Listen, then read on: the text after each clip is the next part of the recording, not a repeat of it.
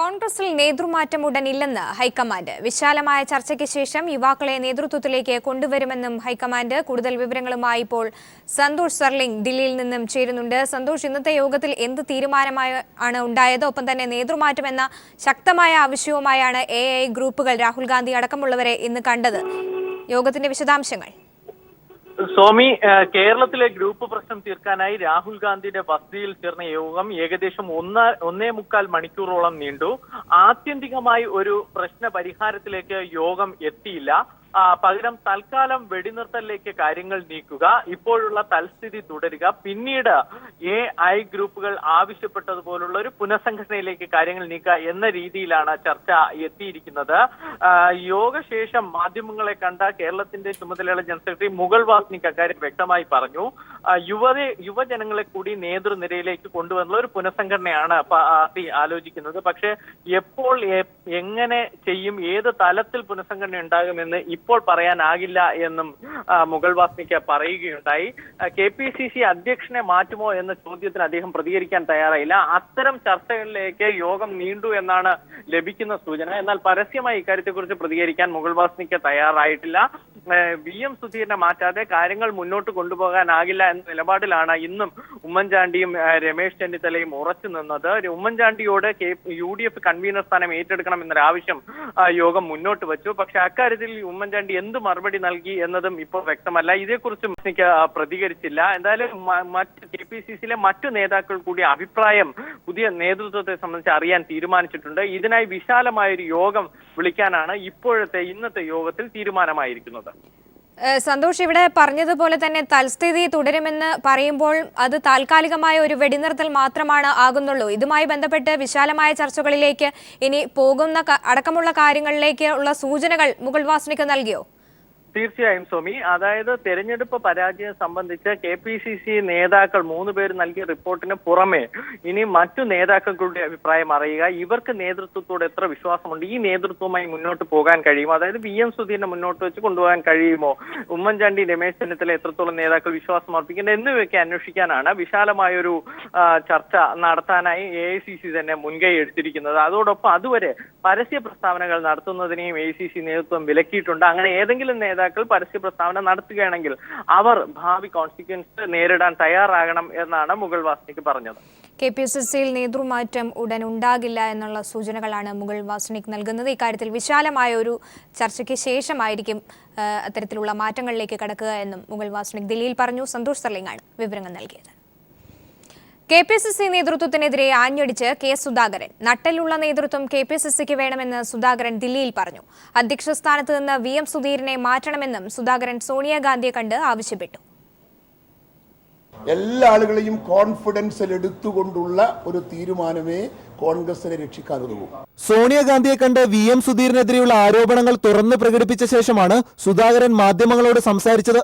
സുധീരനെതിരെ പരോക്ഷമായി ആഞ്ഞടിച്ച സുധാകരൻ തെരഞ്ഞെടുപ്പിൽ ഐക്യമുണ്ടാക്കാൻ KPCC നേതൃത്വത്തിനായില്ലെന്ന് കുറ്റപ്പെടുത്തി. കൂട്ടായ ഒരു വർക്ക് ഉണ്ടായിട്ടില്ല, ഒരു മുൻകരുതൽ ഉണ്ടായിട്ടില്ല, മുൻകരുതലായ ഒരു നടപടിയും ഒരു ഭാഗത്തും ഉണ്ടായിട്ടില്ല. പ്രചരണ രംഗത്ത് വളരെ പുറകോട്ട് പോയി, സാമ്പത്തിക രംഗത്ത് വളരെ പുറകോട്ട് പോയി.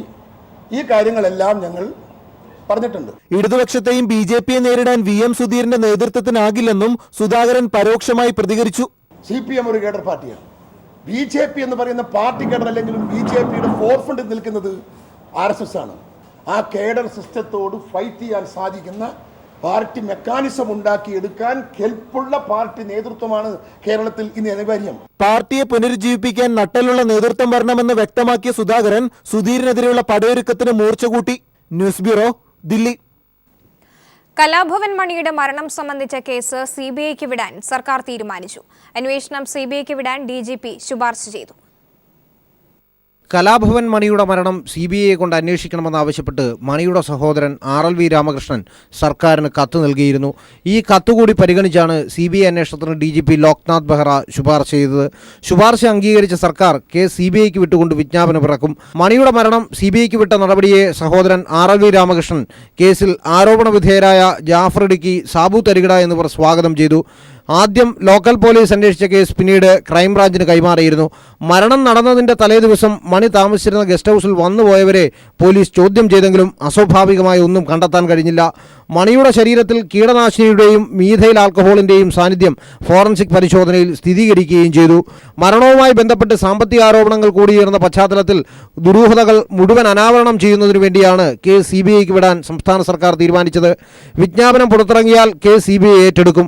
കൊലപാതക കേസുകൾ അന്വേഷിക്കുന്ന CBIയുടെ കേരളത്തിലെ യൂണിറ്റാവും കേസ് അന്വേഷിക്കാൻ സാധ്യത. News bureau, Thiruvananthapuram. UDFന്റെ പരാജയത്തിന് കാരണം കോൺഗ്രസ് നേതാക്കളുടെ പ്രസ്താവനകളും മദ്യനയവുമാണെന്ന് ജോണി നെല്ലൂർ. കേരള കോൺഗ്രസ് ജേക്കബ് വിഭാഗത്തോട് UDF നീതികേട് കാണിച്ചു. മുന്നണി മര്യാദകളുടെ ലംഘനവും UDFൽ നിന്നുണ്ടായതിൽ പാർട്ടിക്ക് അസംതൃപ്തിയുണ്ടെന്നും ജോണി നെല്ലൂർ കോട്ടയത്ത് പറഞ്ഞു.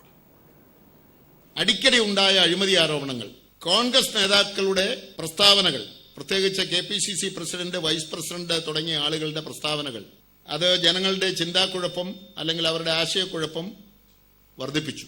മദ്യനയം ഞങ്ങൾ ആ കാലത്ത് തന്നെ പറഞ്ഞിരുന്നു, മതിയായ ചർച്ചകളില്ലാതെ എടുത്ത തീരുമാനമാണ്, വികലമാണ് എന്ന് പറഞ്ഞിരുന്നു.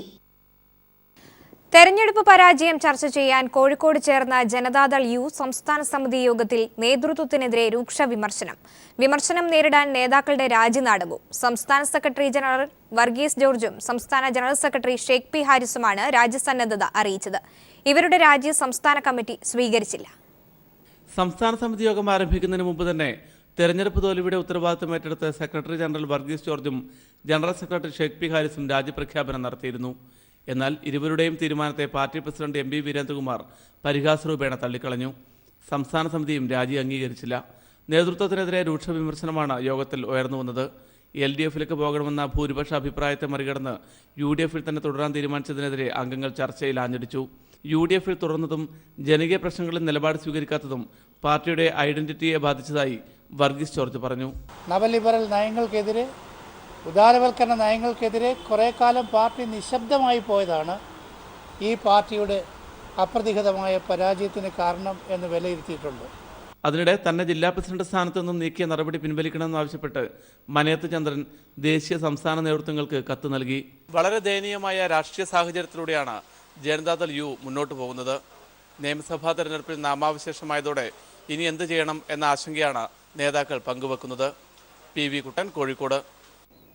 ജിഷ വധവുമായി ബന്ധപ്പെട്ട് കഴിഞ്ഞ ദിവസം പോലീസിന് ലഭിച്ച CCTV ദൃശ്യങ്ങളിൽ വ്യക്തത വരുത്താൻ സാങ്കേതിക വിദഗ്ധർക്ക് കൈമാറും. ദൃശ്യങ്ങളിലുള്ളത് ജിഷയാണെന്ന് തിരിച്ചറിയാൻ അമ്മയ്ക്കും സഹോദരിക്കും കഴിയാത്ത സാഹചര്യത്തിലാണ് ദൃശ്യങ്ങൾക്ക് കൂടുതൽ വ്യക്തത വരുത്താൻ പോലീസ് തീരുമാനിച്ചത്. അമ്മ രാജേശ്വരിയിൽ നിന്നും വിശദമായ മൊഴിയെടുക്കാനും പോലീസ് തീരുമാനിച്ചു.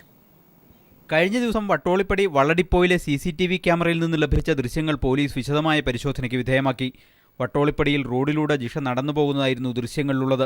മഞ്ഞ ഷർട്ട് ധരിച്ച ഒരു യുവാവ് പിന്തുടരുന്നതായി സംശയിക്കാവുന്ന ദൃശ്യങ്ങളും ഇതിലുണ്ട്. ദൃശ്യങ്ങളിലെ വ്യക്തതക്കുറവാണ് ഇപ്പോൾ പോലീസിനെ കുഴയ്ക്കുന്നത്.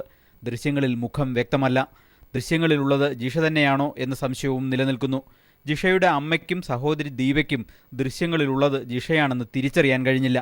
ഈ സാഹചര്യത്തിലാണ് ദൃശ്യങ്ങൾ കൂടുതൽ പരിശോധനയ്ക്ക് അയക്കാൻ പോലീസ് തീരുമാനിച്ചത്. ദൃശ്യങ്ങളിൽ വ്യക്തത വരുത്താൻ സാങ്കേതിക വിദഗ്ധർക്ക് കൈമാറും.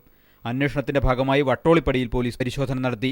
CCTV ദൃശ്യങ്ങളിലുള്ള ഭാഗത്താണ് പോലീസ് പരിശോധന നടത്തിയത്. ഇതിനിടെ ചോദ്യം ചെയ്യലുകളും മൊഴിയെടുക്കലുകളും തുടരുകയാണ്. അന്യസംസ്ഥാന തൊഴിലാളികൾ ഉൾപ്പെടെ 6 പേരെ ആലുവ പോലീസ് ക്ലബ്ബിൽ വിളിച്ചുവരുത്തി പോലീസ് ചോദ്യം ചെയ്തു. ഇതിനിടെ ജിഷയുടെ അമ്മയിൽ നിന്നും വിശദമായ മൊഴി രേഖപ്പെടുത്താൻ പോലീസ് നടപടികൾ ആരംഭിച്ചു. ഇതിനായി 25 ചോദ്യങ്ങളടങ്ങിയ ചോദ്യാവലിയും തയ്യാറാക്കിയിട്ടുണ്ട്. മുൻ മൊഴികളിലെ പരസ്പര വൈരുദ്ധ്യം ശ്രദ്ധയിൽപ്പെട്ട സാഹചര്യത്തിലാണ് നടപടി. ഇടുക്കി വെൺമണിയിൽ നിന്ന് പിടിയിലായ യുവാവിന്റെ DNA പരിശോധിക്കാനും പോലീസ് തീരുമാനിച്ചു. ഹൈദരാബാദിലെ കേന്ദ്ര ലാബിലേക്ക് ഇതിനായി സാമ്പിളുകൾ അയച്ചു. കഴിഞ്ഞ ദിവസം പിടിയിലായ ഇയാളെ വിട്ടയച്ചെങ്കിലും മുഴുവൻ സമയവും ഇപ്പോൾ പോലീസിന്റെ നിരീക്ഷണത്തിലാണ്. News bureau, Kochi. കായികമന്ത്രി EP ജയരാജന് അഞ്ജു ബോബി ജോർജിന്റെ കത്ത്. താൻ അഴിമതിക്കാരിയാണെന്ന് മന്ത്രി ആരോ തെറ്റിദ്ധരിപ്പിച്ചതാണ്.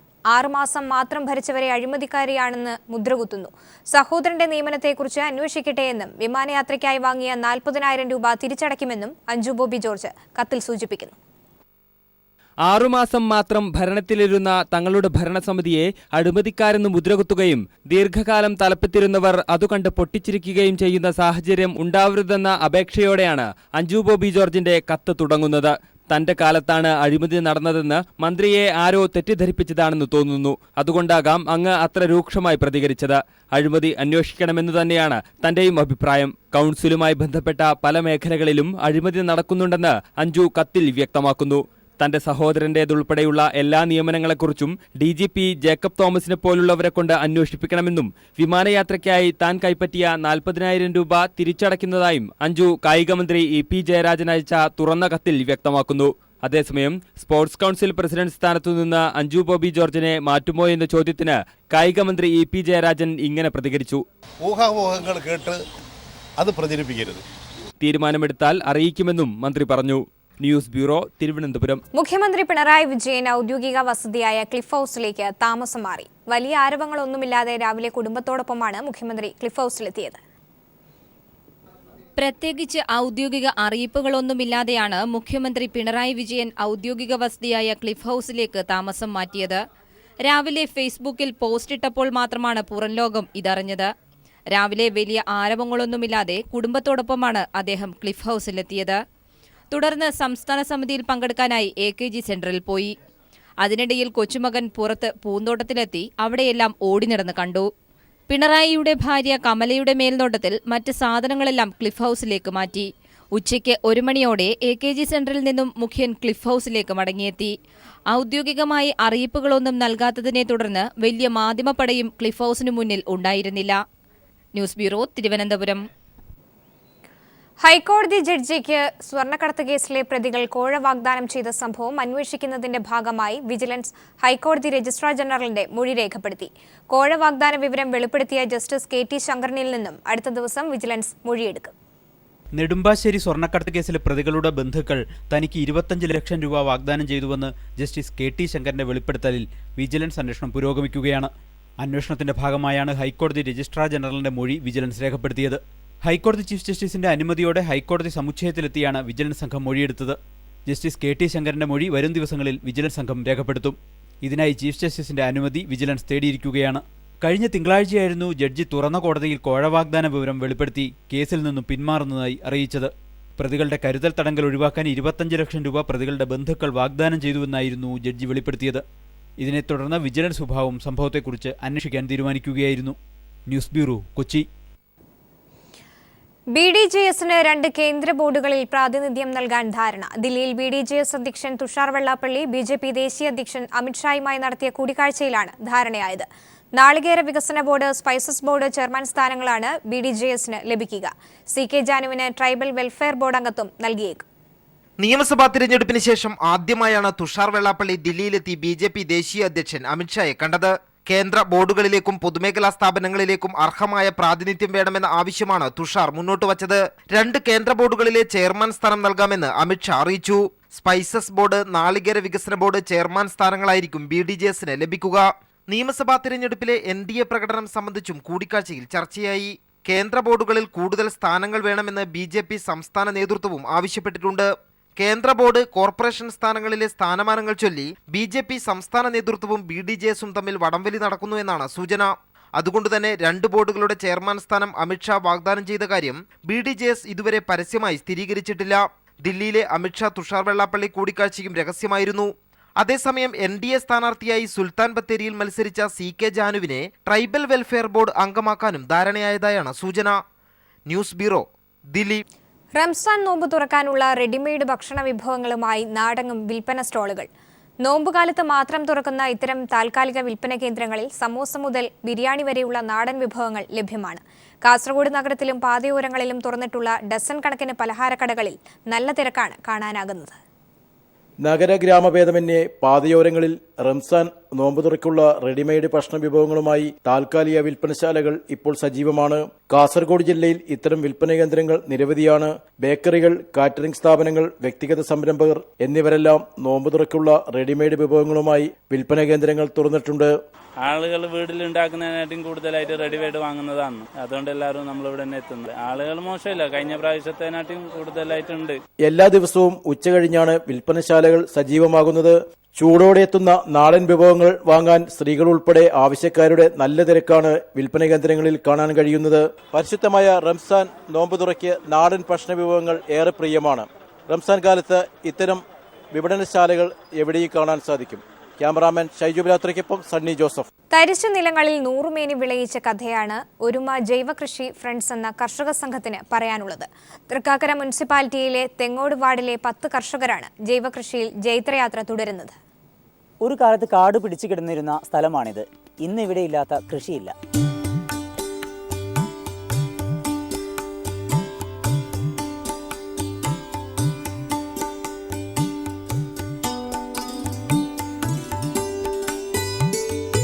വാഴ, കപ്പ, ചേന, ചേമ്പ്, മത്തൻ, കുമ്പളം, പടവലം, വഴുതന തുടങ്ങി എല്ലാ വിളകളുമുണ്ട് ഒരുമ ജൈവകൃഷി ഫ്രണ്ട്സിന്റെ തോട്ടത്തിൽ. പനക്കലോടിയൻ സുരേഷ്, എൽദോ കെ മാത്യു എന്നിവരുടെ വെറുതെ കിടന്ന ഭൂമിയിൽ 2014 മുതലാണ് ഇവർ കൃഷി ആരംഭിച്ചത്. മികച്ച നേട്ടമാണ് സ്വന്തമാക്കാൻ കഴിഞ്ഞതെന്ന് സംഘം സെക്രട്ടറി KG ജയചന്ദ്രൻ പറയുന്നു. ആദ്യമായി മുടക്കിയ മുതൽ ഞങ്ങൾ എല്ലാവരും തന്നെ വീതിച്ച് ഫസ്റ്റ് വിളവിൽ തന്നെ ഞങ്ങൾക്ക് അത് വീതിച്ചെടുക്കാൻ കഴിഞ്ഞു എന്നുള്ളതാണ്. 10 പേരും വിവിധ ജോലി ചെയ്യുന്ന ആളുകളാണ്. രാവിലെ ഒരു 6 മണി മുതൽ 8 മണി വരെ ഞങ്ങൾ എല്ലാവരും തന്നെ ഇവിടെ ഉണ്ടാവും, പറമ്പിലുണ്ടാവും. അതുപോലെ വൈകിട്ട് 5 മണിക്ക് ശേഷം ഇരുട്ടാവുന്നത് വരെ ഞങ്ങൾ ഈ തോട്ടത്തിൽ തന്നെ ഉണ്ടാവും. 3 ഇടങ്ങളിലായി 4.5 ഏക്കറോളം സ്ഥലത്താണ് കൃഷി. പാട്ടം വാങ്ങാതെ കൃഷിയിറക്കാൻ സ്ഥലം നൽകിയ ഉടമകൾക്ക് നന്ദി പറയുന്ന ഇവർ സംഘകൃഷിയിലൂടെ നമുക്ക് മാതൃകയാവുകയാണ്. കൊച്ചിയിൽ നിന്ന് ജയപ്രകാശിനൊപ്പം സമീർ വഴങ്ങോട്. പയ്യന്നൂർ മലയാള പാഠശാലയുടെ 2015 വിവിധ അവാർഡുകൾ പ്രഖ്യാപിച്ചു. കവിതാ രംഗത്തെ സഞ്ജയൻ അവാർഡിന് കവി പ്രഭാവർമ്മയും, നോബൽ രംഗത്തെ ഒ ചന്തുമേനോൻ അവാർഡിന് എഴുത്തുകാരി KR മീരയും, നാടക ചലച്ചിത്ര രംഗത്തെ സമഗ്ര സംഭാവനയ്ക്കുള്ള KT മുഹമ്മദ് അവാർഡിന് പ്രമോദ് പയ്യന്നൂരും അർഹരായി. PK ഗോപി അധ്യക്ഷനായുള്ള പുരസ്കാര സമിതിയാണ് അവാർഡ് ജേതാക്കളെ നിർണയിച്ചത്. 15,000 രൂപയും പ്രശസ്തി പത്രവും അടങ്ങുന്നതാണ് അവാർഡ്.